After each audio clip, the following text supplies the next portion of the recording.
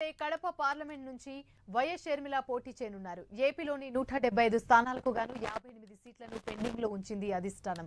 25 లోక్సభ స్థానాలకు గాను 8 చోట్ల పెండింగ్ పెట్టి మిగతా స్థానాలను ప్రకటించింది.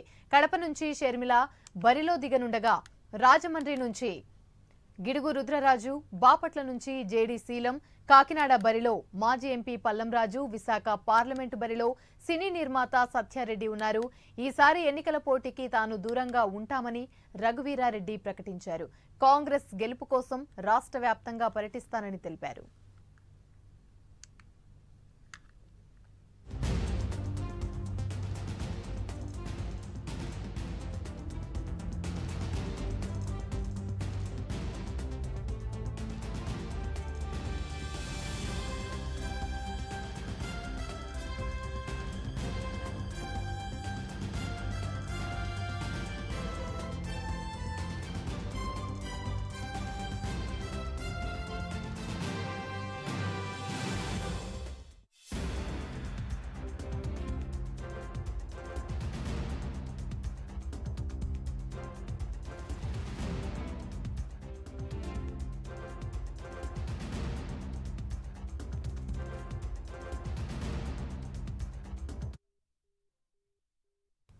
రైట్, ఇక ఇదే అంశానికి సంబంధించి మరిన్ని వివరాలు మా ప్రతినిధి సుధీర్ అందిస్తారు. సుధీర్, చెప్పండి.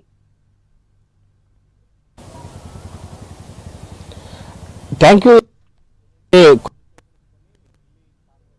కూడా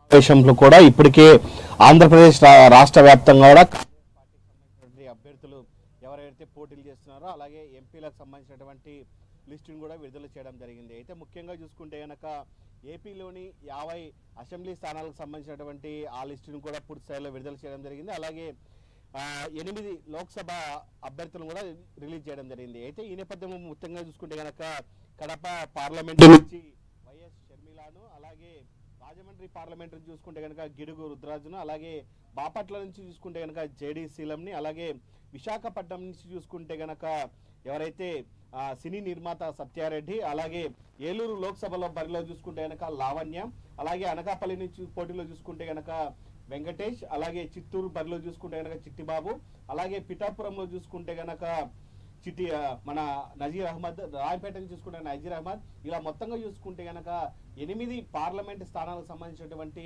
అభ్యర్థులను ఇప్పటికే సిఈసి సమావేశంలో కూడా ప్రకటించారని చెప్పుకోవచ్చు. ఏదేమైనా చూసుకుంటే కనుక కడప నుంచి చూసుకుంటే కనుక ఎంపీ నుంచి మన కడప నుంచి వైఎస్ షర్మిలారెడ్డిని కూడా ఇప్పుడే ప్రకటించడం జరిగింది. అయితే ఈ నేపథ్యంలో చూసుకుంటే కనుక కడప రాజకీయాలు కూడా పూర్తి స్థాయిలో రసవత్తరంగా మారనున్న నేపథ్యంలో కూడా ఇప్పటికే ఏదైతే షర్మిలారెడ్డి రంగప్రవేశం చేస్తే కనుక మొత్తంగా చూసుకుంటే కనుక అటు సైడ్ వైఎస్ఆర్ కాంగ్రెస్ పార్టీ నుంచి ఎంపీ అవినాష్ రెడ్డి బరిలో ఉన్నారు. ఏదేమైనా ముఖ్యంగా చూసుకుంటే కనుక మరోపక్క రాజకీయాలు అయితే కనుక కడప రాజకీయాలు వేడెక్కుతున్నాయని చెప్పొచ్చు. ఏదేమైనా సరే షర్మిలారెడ్డి కనుక కడప ఎంపీ నుంచి నిలబడితే కనుక ఇప్పటికే పులివెందల అలాగే 7 నియోజకవర్గాల్లో మొత్తంగా చూసుకుంటే కనుక తారుమారయ్యే పరిస్థితి కనుక మొత్తంగా కనపడుతున్నాయి. ఏది ఏమైనా సరే ఇప్పటికీ తెలుగుదేశం పార్టీ నుంచి అటు భూపేష్ రెడ్డికి ఏదైతే ఎంపీ టికెట్ కేటాయించడంతో పాటు అటు వైఎస్ఆర్ కాంగ్రెస్ పార్టీ నుంచి కూడా ఎంపీ అవినాష్ రెడ్డికి టికెట్ కేటాయించడం జరిగింది. అయితే ఈ నేపథ్యంలో చూసుకుంటే కనుక వైఎస్ రాజశేఖర రెడ్డి కుటుంబం నుంచి కూడా రెండు కుటుంబాలు విడిపోయాయని చెప్పుకోవచ్చు. అయితే మొత్తంగా చూసుకుంటే కనుక అటు జగన్మోహన్ రెడ్డి, ఇటు వైఎస్ షర్మిలారెడ్డి పూర్తి స్థాయిలో కనుక వీళ్ళు కనుక ఆ పులివెందుల నుంచి కనుక పోటీ చేస్తే కనుక పెద్ద సంఖ్యలో కనుక ఆ ఓట్లు చీలే అవకాశాలు ఉన్నాయి. ఏదేమైనా సరే వైఎస్ షర్మిలారెడ్డి ఈసారి కడప ఎంపీ బరిలోంచి పోటీ చేస్తే కనుక కడప ఎంపీ అవినాష్ రెడ్డి పూర్తి స్థాయిలో కూడా ఓడిపోయేందుకు కూడా అవకాశాలు అయితే కనుక పెద్ద ఎత్తున ఇక్కడ కనిపిస్తున్నాయి. ఏదేమైనా చూసుకుంటే కనుక 7 నియోజకవర్గాల్లో ఇప్పటికే షర్మిలారెడ్డి మొత్తంగా నిలబడేటటువంటి ఎంపీ పార్లమెంట్కి సంబంధించినటువంటి కడప అసెంబ్లీ, అలాగే బద్వేల్ అసెంబ్లీ, అలాగే మైదుకూరు అసెంబ్లీకి సంబంధించి, అలాగే పొద్దుటూరు అసెంబ్లీకి సంబంధించి ఇప్పటికే అక్కడ పెద్ద ఎత్తున కూడా ఎవరైతే గెలిచే అభ్యర్థులు ఉంటారో వాళ్ళ మీద కూడా వేట సాగించే ప్రయత్నం అయితే కనుక షర్మిలారెడ్డి చేస్తుంది. అయితే మరోపక్క చూసుకుంటే కనుక కమలాపురం, అలాగే పులివెందుల తదితర ప్రాంతాల్లో కూడా అసెంబ్లీ అభ్యర్థులను ఎవరు ప్రకటిస్తే కనుక వాళ్ళు పూర్తి స్థాయిలో ధీటుగా కాంగ్రెస్ పార్టీకి పోటీ చేస్తారన్న దానిపైన కూడా షర్మిలారెడ్డి ఇప్పటికే కసరత్తు చేసిన పరిస్థితి అయితే ఉంది. అయితే 7 నియోజకవర్గాలకు సంబంధించినటువంటి అసెంబ్లీ అభ్యర్థుల పైన పూర్తిగా షర్మిలారెడ్డి అయితే కనుక ఇప్పటికే కసరత్తు చేసిన పరిస్థితి అయితే ఉంది. అయితే కడప అసెంబ్లీకి సంబంధించి ఇప్పటికే మొత్తంగా చూసుకుంటే గనక దాదాపుగా 2 పేర్లు అయితే వినపడుతున్నాయి.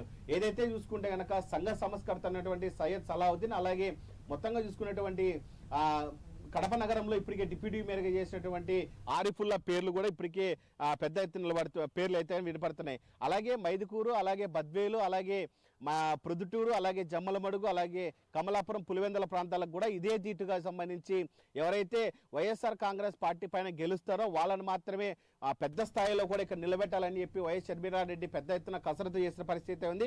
అయితే ఈ 58 అసెంబ్లీ స్థానాలకు సంబంధించి ఈ కడప నియోజకవర్గానికి సంబంధించినటువంటి అలాగే కడప పార్లమెంట్కి సంబంధించిన అభ్యర్థులు ఎవరు ఉన్నారో వాళ్ళు కూడా పెద్ద ఎత్తున అయితే కనుక ప్రచారానికి సిద్ధంగా ఉన్నారని చెప్పుకోవచ్చు. అయితే ఈరోజు ఏదైతే సిఈసి సమావేశంలో మొత్తంగా కాంగ్రెస్ పార్టీ పెద్దలైతే కనుక మొత్తంగా 8 పార్లమెంట్ స్థానాలు అలాగే 58 అసెంబ్లీ స్థానాలు కానీ ఇప్పటికే అభ్యర్థులను ప్రకటించారు. దీనిపైన అయితే కనుక కడపలో అయితే కనుక రాజకీయం ఈసారి అయితే కనుక రంజుగా ఉంటుంది. ఏదేమైనా సరే మొత్తంగా చూసుకుంటే కనుక వైఎస్ ఫ్యామిలీ 2గా చీలిపోయి ఈసారి ఎన్నికల్లో కూడా పోటాపోటీగా పోటీ చేస్తాయనే సందేహాలకు పూర్తి స్థాయిలో అయితే కనుక క్లారిటీ ఇచ్చిన పరిస్థితి అయితే ఉంది. అయితే ఈసారి అవినాష్ రెడ్డి పూర్తి స్థాయిలో గెలుస్తారా లేదన్న దానిపైన కూడా సర్వత్రా అయితే ఉత్కంఠత ఉంది. మొత్తంగా అటు తెలుగుదేశం, ఇటు కాంగ్రెస్, అటు వైఎస్ఆర్ కాంగ్రెస్ అయితే మొత్తంగా వైఎస్ఆర్ కాంగ్రెస్ పార్టీకి సంబంధించినటువంటి కొంతమంది రాజశేఖర రెడ్డి ప్రేమ అభిమానం ఉన్న నాయకులు కూడా వైఎస్ఆర్ ఏదైతే కాంగ్రెస్ పార్టీలో షర్మిలారెడ్డి నిలబడిందో షర్మిలాకు సపోర్ట్ చేస్తారా, లేకుంటే కనుక తెలుగుదేశం పార్టీలో ఉన్నటువంటి కొన్ని ఓట్లు చీల్తాయన్న దానిపైన కూడా మొత్తంగా అయితే సర్వత్రా ఉత్కంఠత ఉంది. ఏదేమైనా సరే వైఎస్ షర్మిలారెడ్డి కడప ఎంపీ బరిలో నిలబడడంతో కూడా పూర్తి స్థాయిలో కడప రాజకీయాలు అయితే మారున్నాయని మనం చెప్పుకోవచ్చు. Yamini. Right, thank you Sudheer.